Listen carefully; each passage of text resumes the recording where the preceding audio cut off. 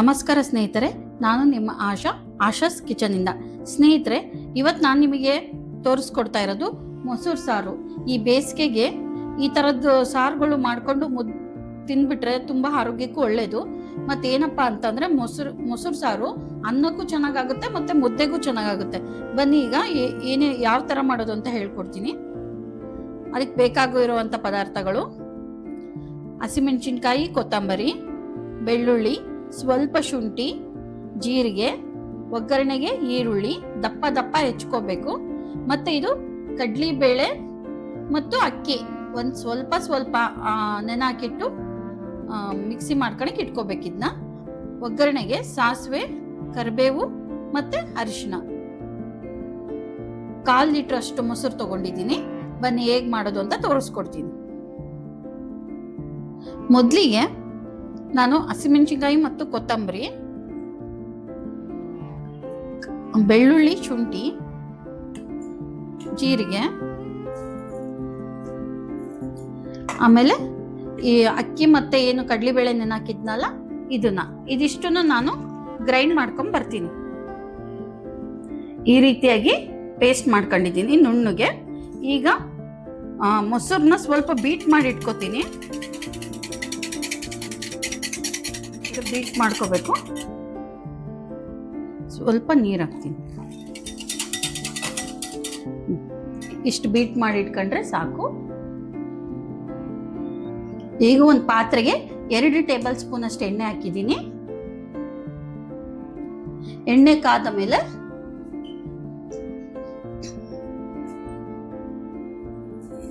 ಸಾಸಿವೆ,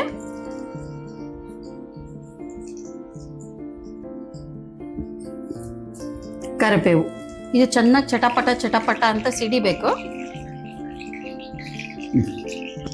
ಈಗ ಚೆನ್ನಾಗಿ ಸಾಸಿವೆ ಎಲ್ಲ ಸಿಡಿದಿದೆ ಸ್ನೇಹಿತರೆ. ಈಗ ಈರುಳ್ಳಿ,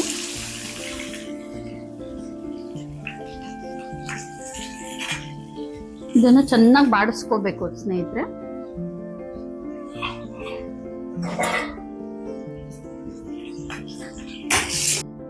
ಈರುಳ್ಳಿ ಬಾಡ್ಲಿ ಅಂತ ಸ್ವಲ್ಪ ಉಪ್ಪು ಹಾಕಿ ಬಾಡಿಸ್ಕೋತೀನಿ.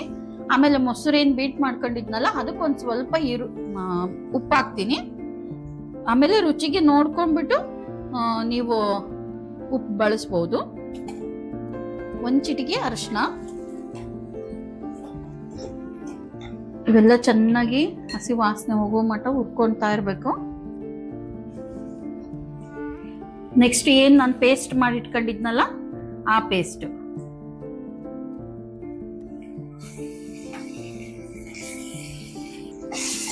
ಸ್ನೇಹಿತರೆ, ಇದನ್ನ ತುಂಬಾ ಚೆನ್ನಾಗಿ ವಾಸನೆ ಹೋಗೋ ಮಟ್ಟ ಚೆನ್ನಾಗಿ ಹುರ್ಕೋಬೇಕು. ನಾವು ಎಷ್ಟು ಚೆನ್ನಾಗಿ ಹುರ್ಕೋತೀವೋ ಅಷ್ಟು ಚೆನ್ನಾಗಿ ಟೇಸ್ಟ್ ಬರುತ್ತೆ.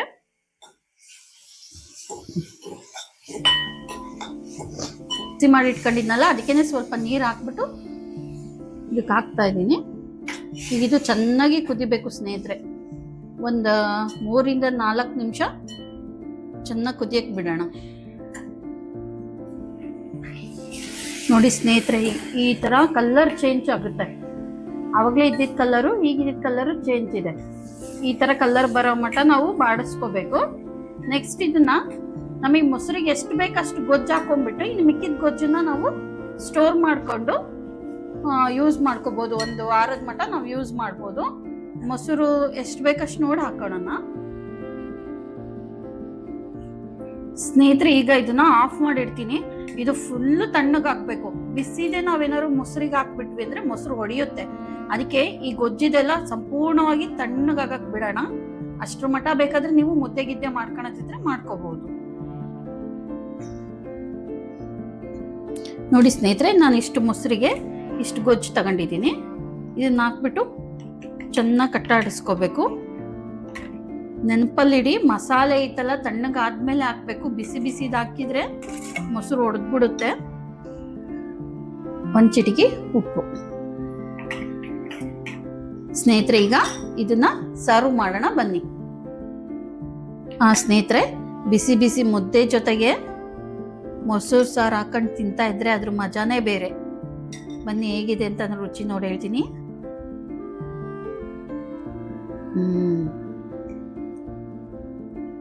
ಸ್ನೇಹಿತರೆ, ತುಂಬಾ ರುಚಿಯಾಗಿದೆ. ನೀವು ಬೇಕಾದರೆ ಒಂದ್ಸರಿ ಮನೇಲಿ ಟ್ರೈ ಮಾಡಿ ನೋಡಿ. ನನ್ನ ವಿಡಿಯೋ ನಿಮ್ಗೆ ಇಷ್ಟ ಆಗಿದ್ದರೆ ಪ್ಲೀಸ್ ಲೈಕ್ ಮಾಡಿ, ಶೇರ್ ಮಾಡಿ, ಸಬ್ಸ್ಕ್ರೈಬ್ ಮಾಡಿ, ಫಾಲೋ ಮಾಡಿ. Thank you.